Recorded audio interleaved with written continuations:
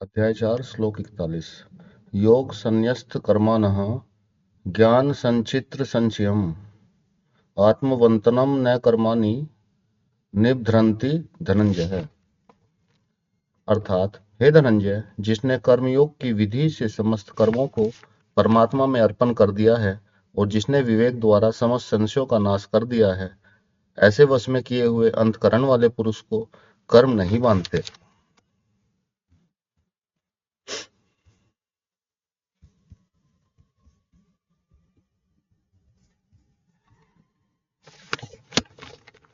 प्रश्न: योग संन्यस्त कर्माणम, इस पद में योग शब्द का अर्थ ज्ञान योग मानकर इस पद का अर्थ ज्ञान योग के द्वारा शास्त्र विहित समस्त कर्मों का स्वरूप से त्याग करने वाला मान लिया जाए तो क्या आपत्ति है?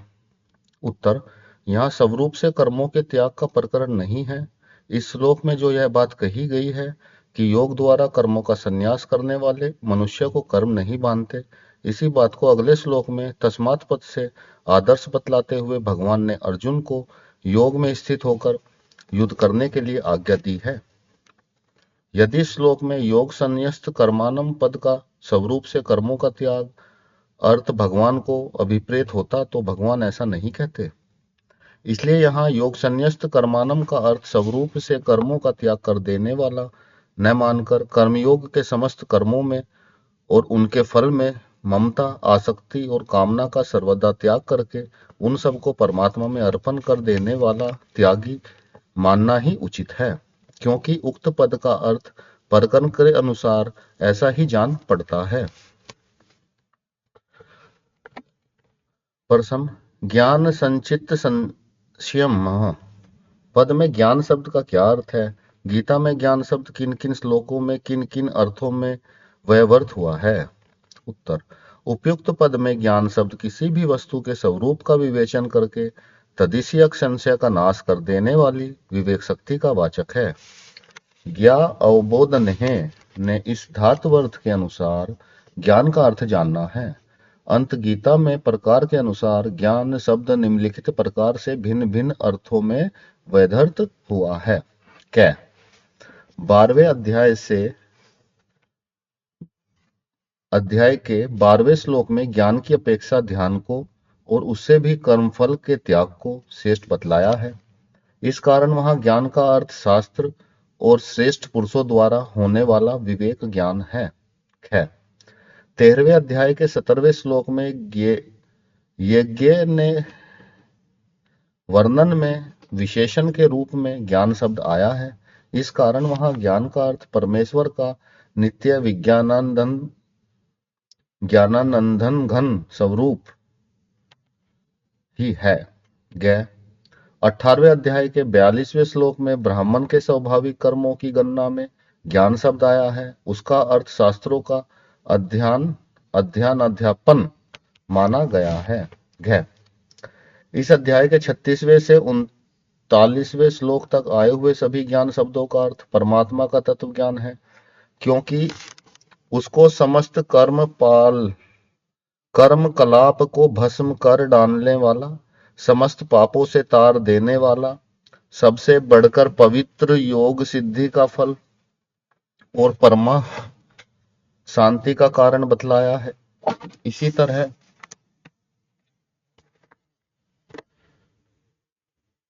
5वें अध्याय के 16वें श्लोक में परमात्मा के स्वरूप को साक्षात कराने वाला और 14वें अध्याय के पहले और दूसरे श्लोक में समस्त ज्ञानों में उत्तम बतलाया जाने के कारण ज्ञान का अर्थ तत्व ज्ञान है।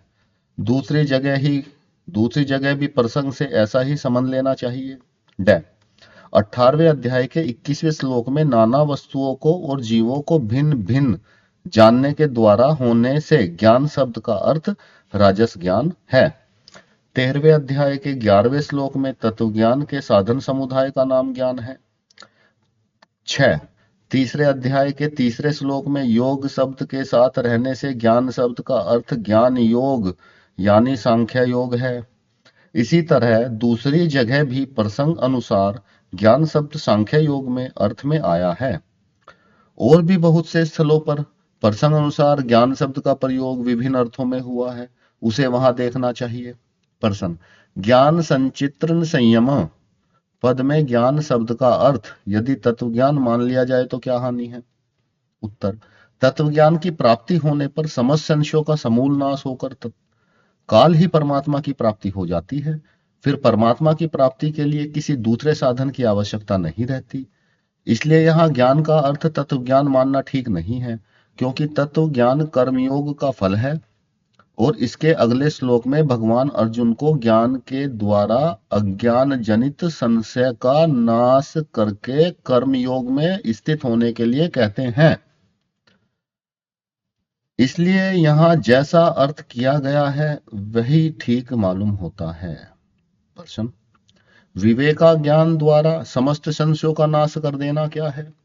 उत्तर, ईश्वर है या नहीं है तो कैसा है, परलोक है या नहीं, यदि है तो कैसे है और कहाँ है, शरीर इंद्रिय मन और बुद्धि ये सब आत्मा है या आत्मा से भिन्न है, जड़ है या चेतन, व्यापक है या एक देशीय, कर्ता भोक्ता जीवात्मा है या प्रकृति, आत्मा एक है या अनेक, यदि वह एक है तो कैसे है और अनेक है तो कैसे, जीव स्वतंत्र है या परतंत्र, यदि परतंत्र है तो कैसे है और किसके परतंत्र है, कर्म बंधन से छूटने के लिए कर्मों को स्वरूप से छोड़ देना ठीक है या कर्मयोग के अनुसार उनका करना ठीक है, अर्थात सांख्य योग के अनुसार साधन करना ठीक है, इत्यादि जो अनेक प्रकार की शंकाएं तर्कशील मनुष्य के अंतःकरणों में उठा करती हैं, उन्हीं का नाम संशय है।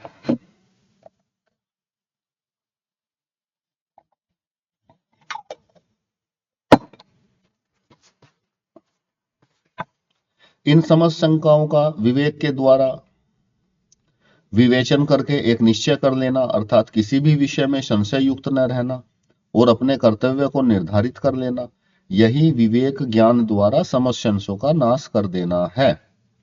प्रश्न, आत्मवंतनम पद का यहाँ क्या भाव है?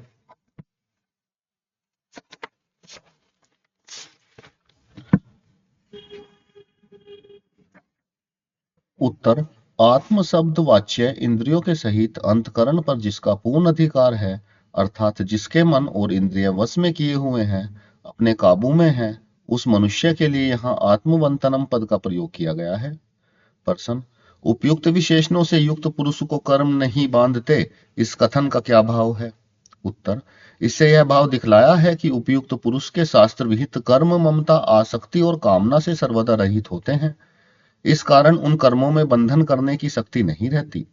संबंध, इस प्रकार कर्मयोगी की प्रशंसा करके जब अर्जुन को कर्मयोग में स्थित होकर युद्ध करने की आज्ञा देकर भगवान इस अध्याय का उपसंहार करते हैं। श्लोक 42, अंतिम श्लोक, अध्याय 4। तस्मात् ज्ञान संभूतः हत्स्यतः ज्ञानासीनात् मनः चित्तवेनः संशयः योगमातिष्ठोचिष्टः भारतः। इसलिए हे भारतवंशी अर्जुन, तू हृदय में स्थित इस अज्ञान जनित अपने संशय का विवेक ज्ञान रूप तलवार द्वारा छेदन करके समतत्व रूप कर्मयोग में स्थित हो जा और युद्ध के लिए खड़ा हो जा। प्रश्न, तस्मात् पद का यहाँ क्या भाव है? उत्तर, हेतुवाचक तस्मात् पद का प्रयोग करके भगवान ने अर्जुन को कर्मयोग में स्थित होने के लिए उत्साहित किया है। अभिप्राय यह है कि पूर्व श्लोक में वर्णित कर्मयोग में स्थित मनुष्य कर्म बंधन से मुक्त हो जाता है, इसलिए तुम्हें वैसा ही बनना चाहिए। प्रश्न, भारत संबोधन का क्या भाव है?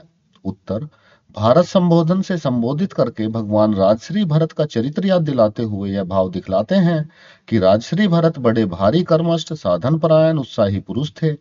तुम भी उन्हीं के कुल में उत्पन्न हो, अंत तुम्हें भी उन्हीं की भांति वीरता धीरता और गंभीरता पूर्वक अपने कर्तव्य का पालन करने में तत्पर रहना चाहिए।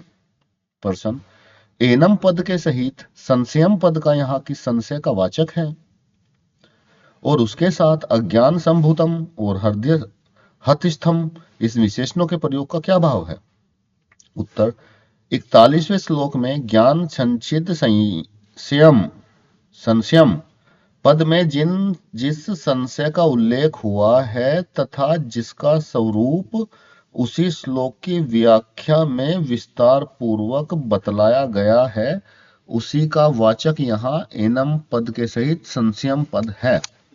उसके साथ अज्ञान संभूतमम विशेषण देकर भगवान ने यह भाव दिखलाया है कि इस संशय का कारण अविवेक है।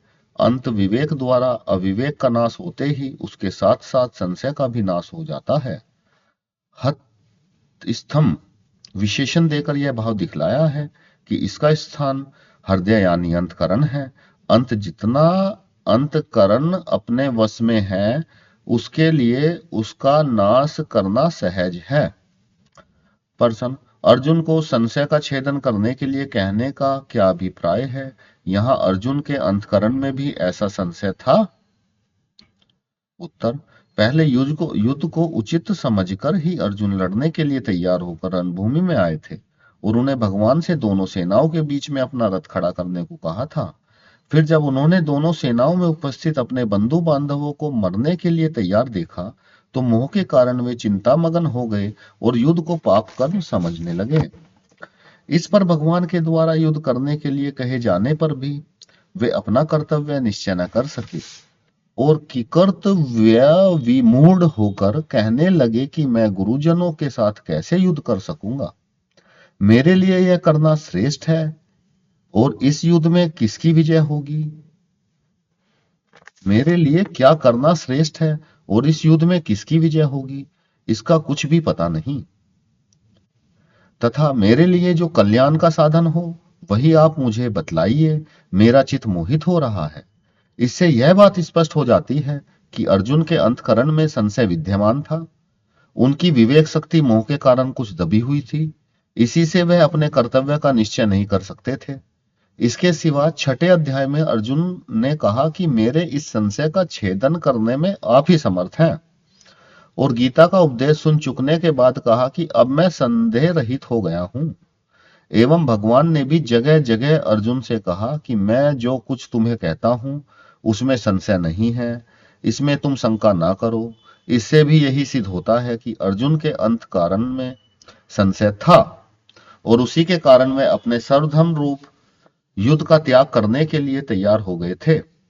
इसलिए भगवान यहाँ उन्हें उनके द्वारा उनके हृदय में स्थित संशय का छेदन करने के लिए कहकर यह भाव दिखलाते हैं कि मैं तुम्हें जो आज्ञा दे रहा हूं उसमें किसी प्रकार की शंका न करके उसका पालन करने के लिए तुम्हें तैयार हो जाना चाहिए।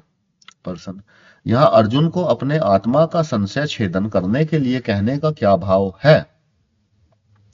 उत्तर, इससे भगवान ने यह भाव दिखलाया है कि तुम मेरे भक्त और सखा हो। अंत तुम्हें उचित तो यह है कि दूसरों के अंतकरण में भी यदि कोई शंका हो तो उनको समझाकर उसके छेदन कर डालो, पर ऐसा न कर सको तो तुम कम से कम अपने संशय का छेदन तो कर ही डालना चाहिए।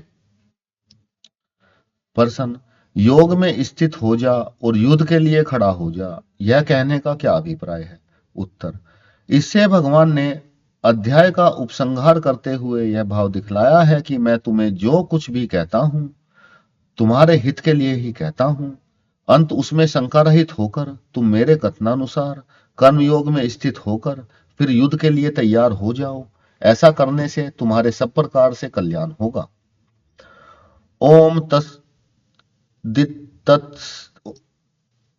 तत्सदिति श्रीमद्भगवद्गीतासु ब्रह्मा विद्यां योगशास्त्रे श्रीकृष्णार्जुन संवादे ज्ञान कर्म संन्यास योगो नाम चतुर्थ।